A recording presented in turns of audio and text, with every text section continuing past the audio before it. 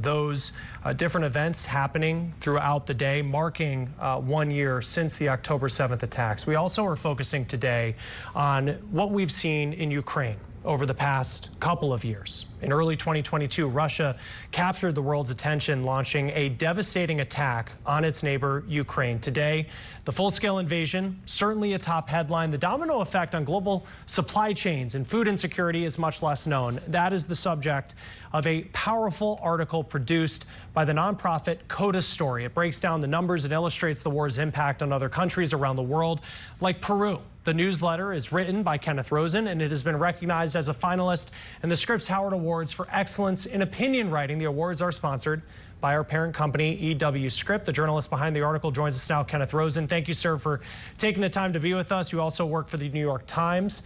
Congratulations on this reporting being recognized. What inspired you to start covering the domino effects of what we're seeing in Ukraine? Thanks, Chris. I think it's important to come off of that commemoration and the yahrzeit candle lighting to remember that wars don't happen in a vacuum today, that a war even 1,000 miles away, 10,000 miles away can impact people close to home. The inspiration came about knowing that the war in Ukraine would be covered in various degrees on the ground, but that the countries who are being impacted from the lack of fertilizer or food supplies was probably going to go under the radar. And I know in your reporting, it's a focus on Peru as a country that has been impacted by what we're seeing in Ukraine and Russia. What did you find? Well, it was a series of newsletters with columns. One of the columns focused on Peru, and in Peru alone, fertilizer went from $250 per pound to $925, an increase certainly overnight from the start of the war in Ukraine. Other impacts happened elsewhere in the world. Eastern Africa saw a rise in terrorism recruitment, in part because the food supplies there were not being met, and the transportation costs of those food supplies had skyrocketed from $130 per 15 kilos from $50 per kilo to $135 per kilo. So the supply chains were affected everywhere. And there was a trickle-down effect from food insecurity, electrical insecurity, fertilizer insecurity that then led to a vast array of other things, which I covered in the 12 or so columns.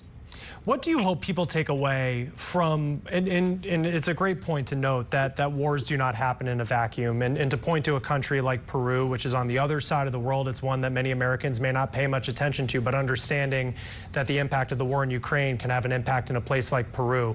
What do you hope that Americans reading through your newsletters can take away as they digest a lot of the tension that we see around the world? There's so many conflicts ongoing in the world, Chris, and I think it's important for viewers and readers to understand that we live in such a globalized society that we're reliant upon many different factors outside of our own GDP, and that the world is inherently cohesive in that way, and that we should take more notice of what's going on and support certain causes that would prevent things like this from happening, that would end a war in Gaza and Ukraine much quicker than sitting at home and thinking, well, that's 1,000 miles away, 10,000 miles away, let's just forget about it. What do you see the lasting impact on supply chains being as the war in Russia, the war between Russia and Ukraine continues?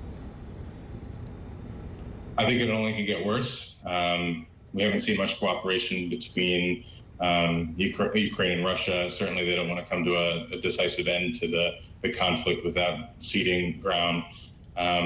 And the countries that are struggling, I primarily think of Sudan and other East African countries, continue to face astronomically difficult climate issues, which are exacerbated by the fact that they can't get supplies into the country. And those conflicts in East Africa and in South America can only get worse as the wars drag on. Important perspective, important context. Journalist Kenneth Rosen, thank you, sir, for taking the time to be with us. Thank you. And that will do it for us.